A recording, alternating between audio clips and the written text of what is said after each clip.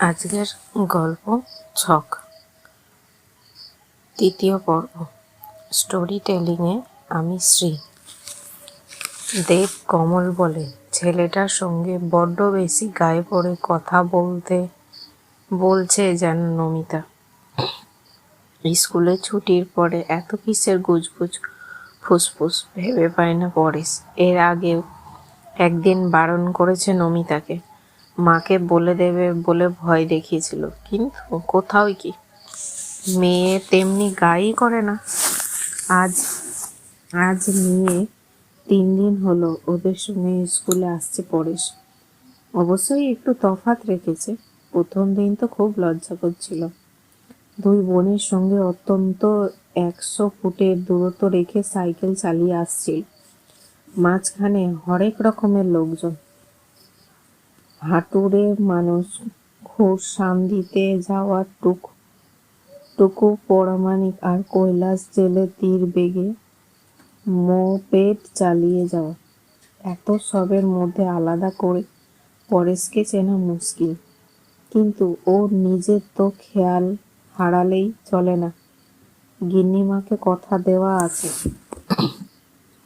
তাই দূর থেকে লম্বা বেনি ঝোলানো দুই বোনকে খেই ধরে রাখতে হয়। হাজার কষ্ট হলেও তাই সয়।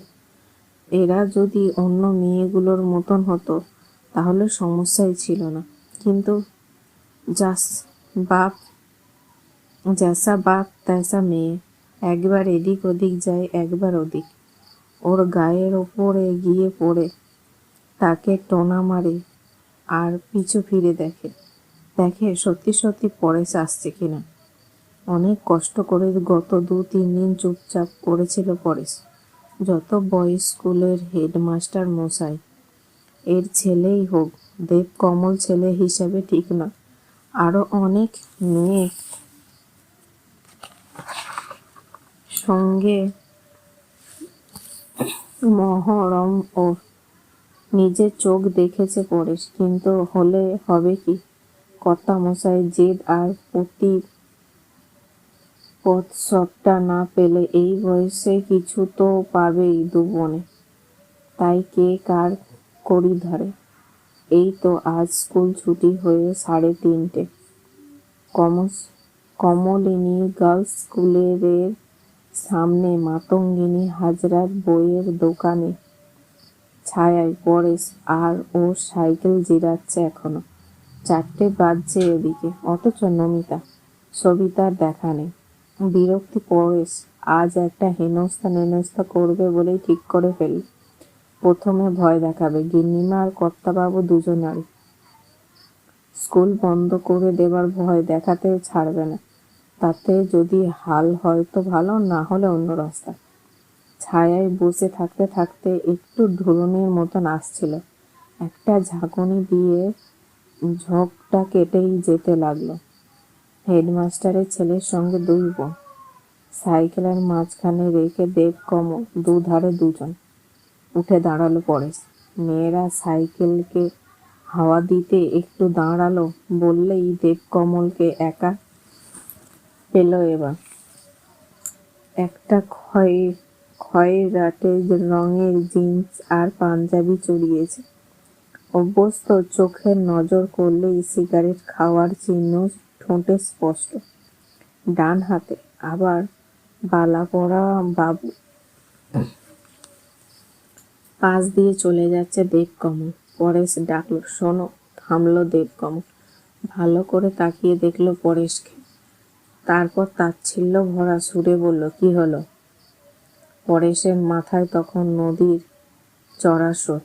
পা ডুবেছে আর ডুবেছে। কি হলো বুঝতেই পারছে না। না তো। সাইকেল এগিয়ে নিয়ে যাচ্ছিল দেবকমল। পরেশ শক্ত হাতে ব্রেক ধরল। কাল থেকে ওদের কাছাকাছি দেখলে দাঁত ভেঙে ফেলে দেব। একটু থমকে গেল দেবকমল। এইরকম একটা সম্ভাবনার কথা ভাবিনি একবার। তবু স্মার্টনেস দেখাতে গিয়ে জিজ্ঞাসা করলো, তোমার কথায়? হ্যাঁ, কাল থেকে এদিকে যেন আর না দেখি। মুখ বেঁকে গেল দেবকমল। আচ্ছা, নমিতাকে জিজ্ঞাসা করে দেখি একবার। নমিতা? সে কি বলবে? আগে ওকে জিজ্ঞাসা করে দেখি, তবে তুমি তো ওদের গার্জিয়ান হয়েছ। আর সহ্য করতে হলো না পরেছে। সপাটের ডান হাতটা আছড়ে পড়ল গালে। ঘটনার আসমেকিং হচকচিয়ে সাইকেলটা হাত থেকে পড়ে গেল দেব কমলে।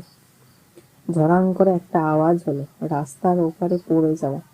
ততক্ষণ সামলে নিয়ে একেবারে পরেশের মুখোমুখি হলো দেবকমল। খপ করে পরেশের জামার কলারটা ধরল। গলার প্রচণ্ড টান অনুভব করলো পরেশ। এখন এই শার্টটার সম্বল। ভাবনাটা মাথায় আসতে দু হাত দিয়ে টিকরে ধরতে চাইল দেবকমলের হাত। পারল না। গলার কাছটায় ধারালো নখের আঁচড় ছিঁড়ে গেল বোধহয়। পেছন থেকে দুই বোনের পরিহাস চিৎকার শুনতে পাচ্ছিল, কিন্তু তখন আর থামবার কোনো উপায় ছিল না।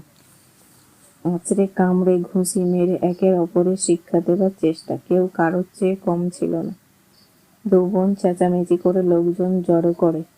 দুই যোদ্ধাকে যখন আলাদা করা হলো, তখন ওদের আর চেনার কোনো উপায় নেই। রাত হাতে গোনা 3টে রুটি, আখের গুড়, ঠিক 1 কাপ দুধ, এই বাঁধা খাদ্য ডাকু পালের। তাও ইদানিং আর খেতে ইচ্ছা করে না। পেট যেন সবসময় ভার। মেজাজ জামাইকানা নন্দকিশোর জোর করে কলকাতার ডাক্তার দেখিয়ে নিয়ে গেল, তাই ডাকু হয়তো নিজেই কোনোদিন যেত না। আজ 1.5খানা রুটি খাওয়া শেষ হতেই মণিমালা এসে বসল এক পাশে, একেবারে পাশটিতে। কি গো, 3টে রুটি? তাও আবার খেতে পারলে না? না, ভালো লাগছে না। ঠাকুর দুধের কাপ তুলে নিল হাতে। কাজ করার কাশির কাঠের ঠুলি ডাইনিং স্পটের এক সৌন্দর্য বাড়িয়েছে অনেকটা। ঠুলি সেজে বসে ফুসফুস ফুসে উঠল মণিমালা। দেখে দেখে একটা গন্ডাকে ধরে আনলে? উত্তর দিল না ডাকু। দিল না। মনে হচ্ছে স্টেশন থেকে ফেরার পথে স্কুলের ঘটনার সবটাই কানে গেছে। হাটতলায় অনেক লোকের উপস্থিতি ছিল সেই সময়। চুপচাপ দুধের কাপে চুমুক দিতে থাকলো শুধু। কি হলো, চুপ করে রইলে যে? ওইসব নিয়ে তোমাকে ভাবতে হবে না, আমি বুঝে নেব। তুমি শুধু পরেশের যত্ন আত্মীরের দিকে নজর রেখো। কাজের ছেলে নমিতাকে সামলে নেবে এবার ঠিক।